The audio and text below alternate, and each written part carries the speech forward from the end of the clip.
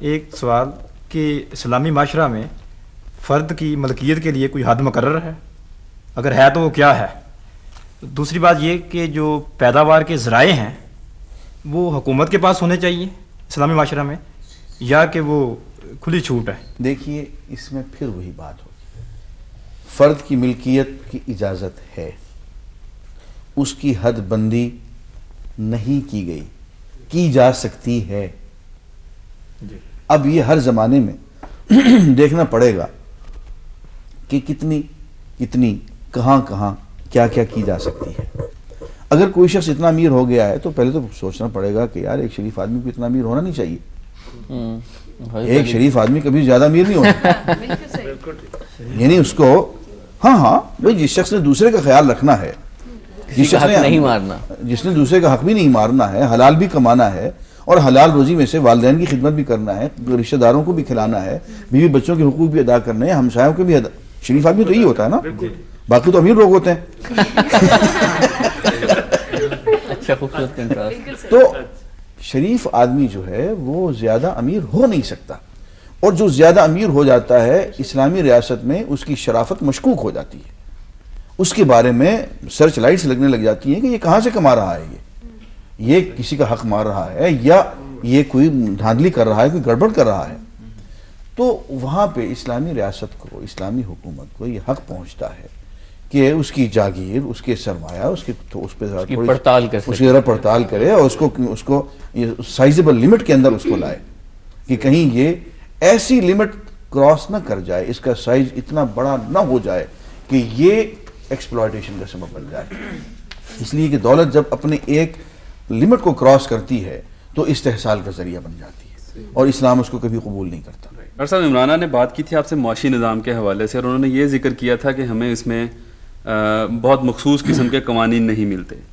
ہم جب اسلام کے معاشی نظام کو اسٹڈی کرتے ہیں تو بہت واضح طور پہ تو زکوٰۃ نظر آتی ہے، اس کے ساتھ ساتھ کچھ اور طرح کی چھوٹی چھوٹی سی چیزیں،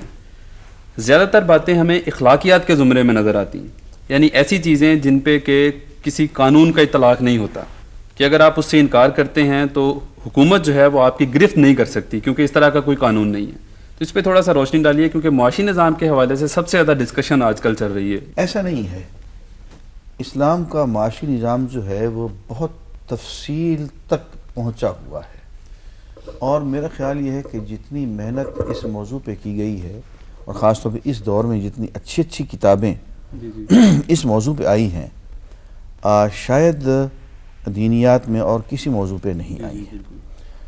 اور پھر اس دور میں جو ایک بہت بڑا چیلنج ہے انٹرسٹ فری اکانومی کا، ایک بہت بڑا، اس پہ تو اتنی خوبصورت کتابیں آ گئی ہیں کہ میں سمجھتا ہوں اگر کوئی اسٹوڈنٹ ہے، طالب علم ہے، اور وہ کبھی کتابوں کی دکان پہ چلا جاتا ہے اور کتابوں کو دیکھ لیتا ہے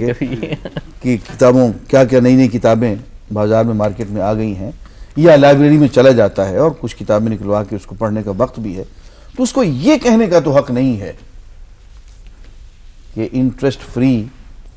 اکانومی کا سسٹم کہاں ہے یا سود کا متبادل نظام کہاں ہے۔ جو شخص یہ بات کہتا ہے تو ہم فوراً سمجھ جاتے ہیں کہ برخوردار، تمہیں پڑھنے کی فرصت نہیں ہے، تمہیں لائبریری جانے کی، کتابیں کھولنے کی۔ اب آپ دیکھیں اس سے زیادہ کیا ہو کہ اسلامک آئیڈیالوجیکل کونسل نے 1981 میں جو رپورٹ پیش کی ہے آپ کی انٹرسٹ فری اکانومی پہ، جو تجاویز دی ہیں، میں کہتا ہوں قلم توڑ کے رکھ دیا ہے انہوں نے، خوبصورت۔ اور اس میں انہوں نے ایسا نہیں ہے کہ انہوں نے صرف ایک طرف کی رپورٹ ہو، صرف دینی علماء کو اکٹھا کر دیا ہو، ایسا نہیں ہے۔ اس میں قانون دان لوگ بھی ہیں، اس میں ماہرین معاشیات بھی ہیں، اس میں علماء بھی ہیں، اس میں تاجر لوگ بھی ہیں، ٹریڈرز بھی ہیں، آپ کے